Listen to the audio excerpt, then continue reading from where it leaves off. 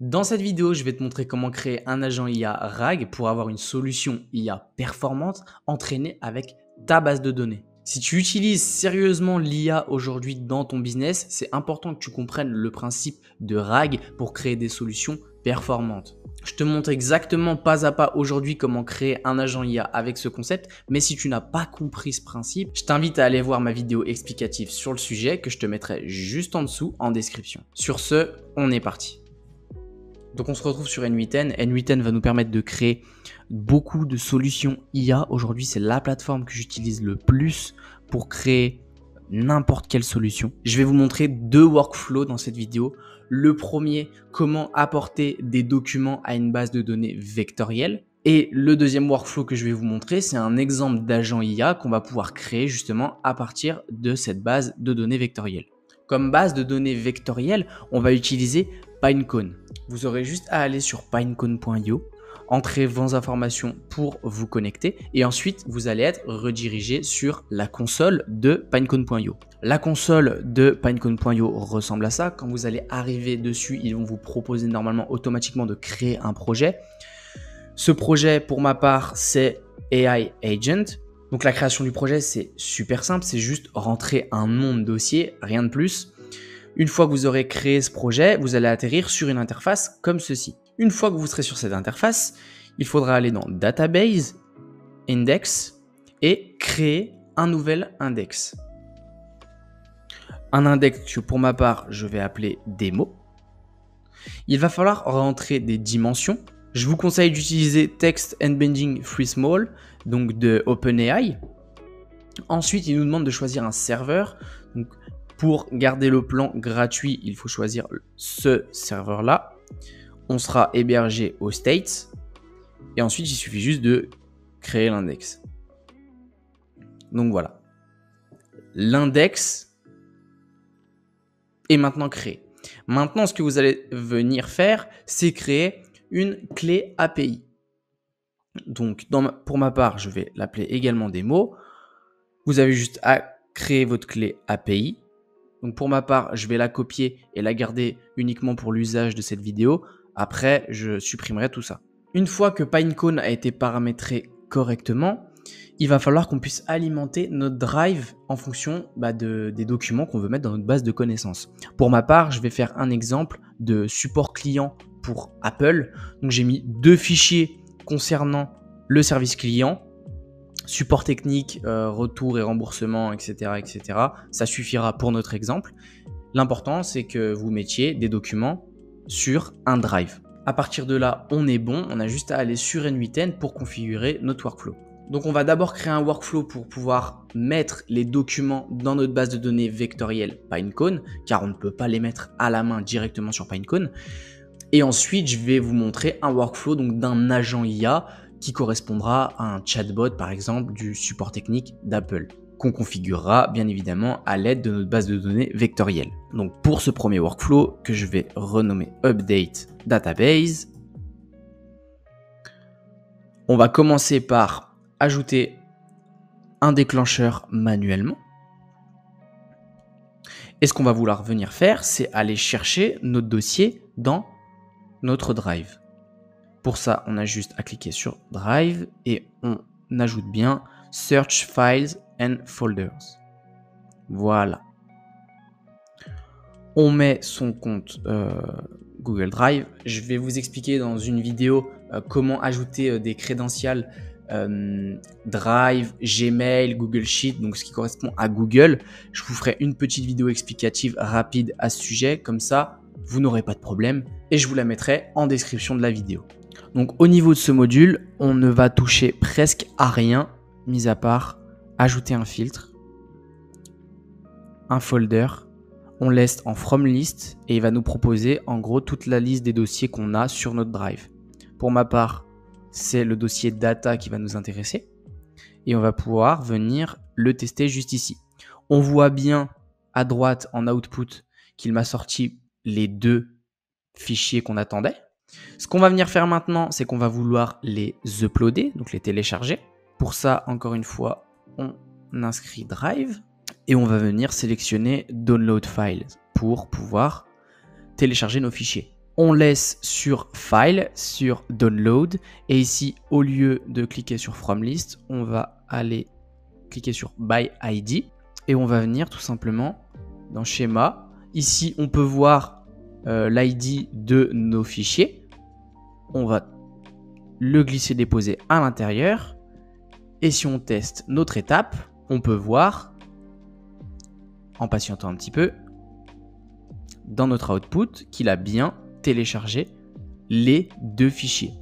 C'est important ici que ce soit bien en binaire, donc il faut bien faire attention à ça. Dans notre cas, ça a bien marché.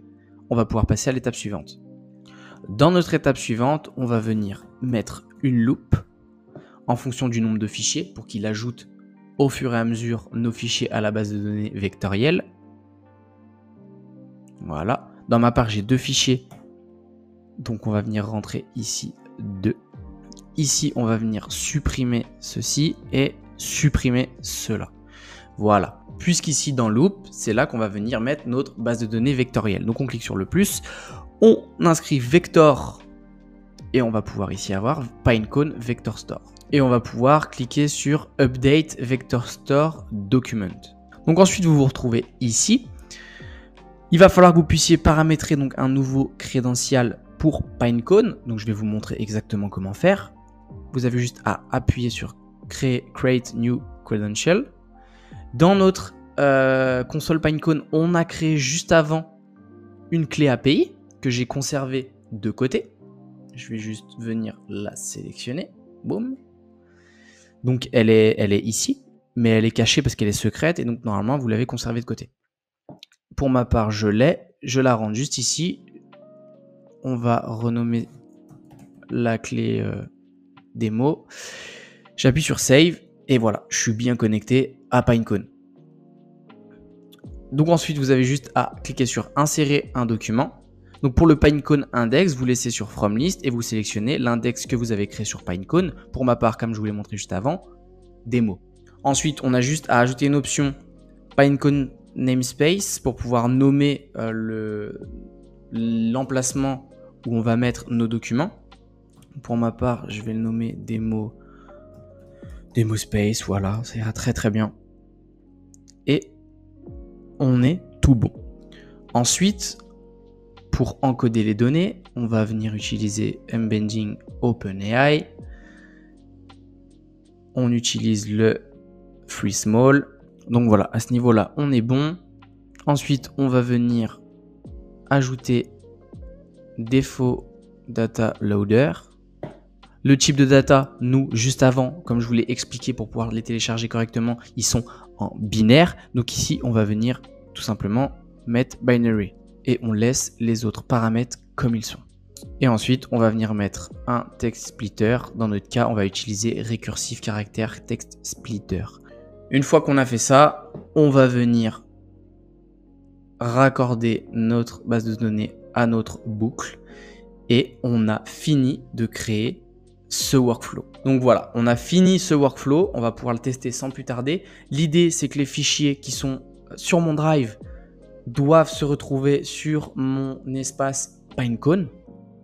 On va tester ça tout de suite. On a juste à cliquer sur Test Workflow.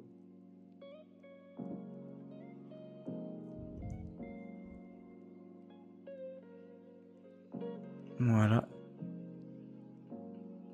Donc là, comme on peut le voir, il fait une recherche et deux recherches. Et maintenant, si on va sur notre Pinecone console, dans l'index, on rentre dans démo. Donc là, il faut juste le temps que ça se rafraîchisse. Voilà. Et là, j'ai bien démo space ici avec un certain nombre de vecteurs. Donc, on a bien ajouté nos documents dans notre base de données vectorielle. Maintenant, cette base de données vectorielle, on va l'utiliser pour pouvoir créer un agent IA. Je vais vous montrer un agent très très simple qu'on va créer en quelques minutes pour que vous puissiez comprendre comment ça fonctionne. Donc, je crée pour ça un nouveau workflow que je vais appeler Test Agent Démo. Voilà. Hop. On va venir ajouter un trigger. Donc, imaginons que ce soit comme une sorte de chatbot. On va venir ajouter OnChat Message. On va venir ajouter sans plus tarder notre agent IA, AI Agent. On va utiliser un agent IA, donc outil, puisqu'il va aller chercher, piocher tout simplement dans l'outil qui est notre base de données. Pour l'instant, on va rien toucher. Après, on va ajouter juste un prompt assez rapide, une ligne, mais pour l'instant, on va le laisser comme ça.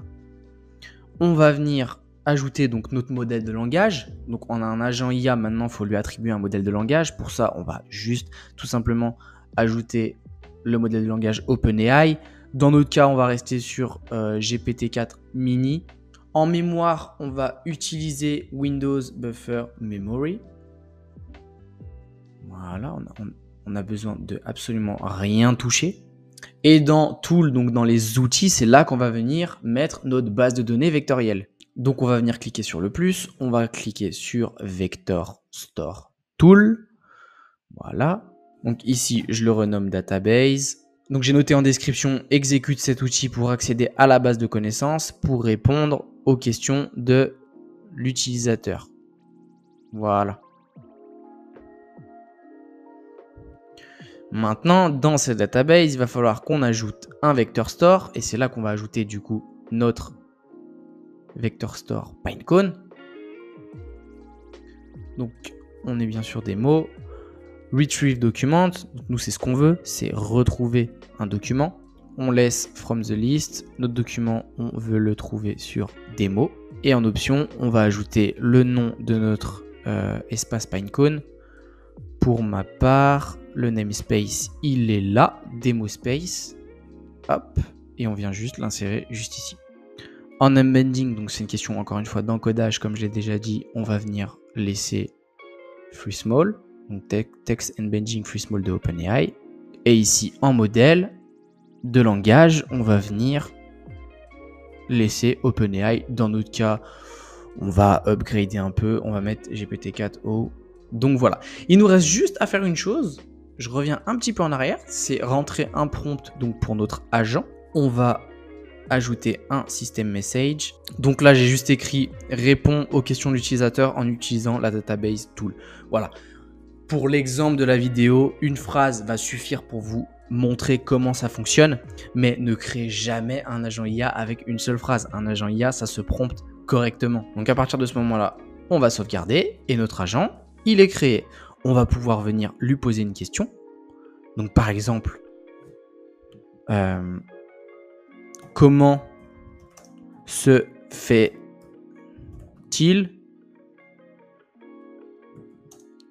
que je n'ai pas encore reçu mon iPhone 15 commandé il y a 4 jours. Voilà. Entrée, on lui pose la question, le scénario démarre. Il va chercher dans la base de données vectorielle les documents qui correspondent et ensuite il retransmet ça au modèle de langage pour pouvoir générer la réponse. Et ici, il va nous donner une réponse. Il existe plusieurs raisons possibles pour lesquelles vous n'avez pas encore reçu votre iPhone 15 commandé il y a 4 jours. Voici quelques facteurs qui pourraient contribuer à ce retard. Et il explique, etc., etc. Tout ça, c'est tiré de nos documents.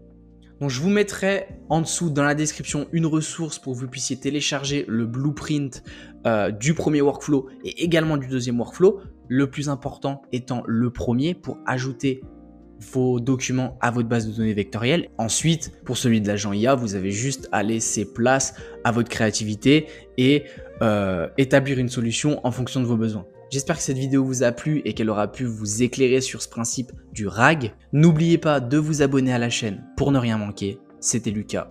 Ciao.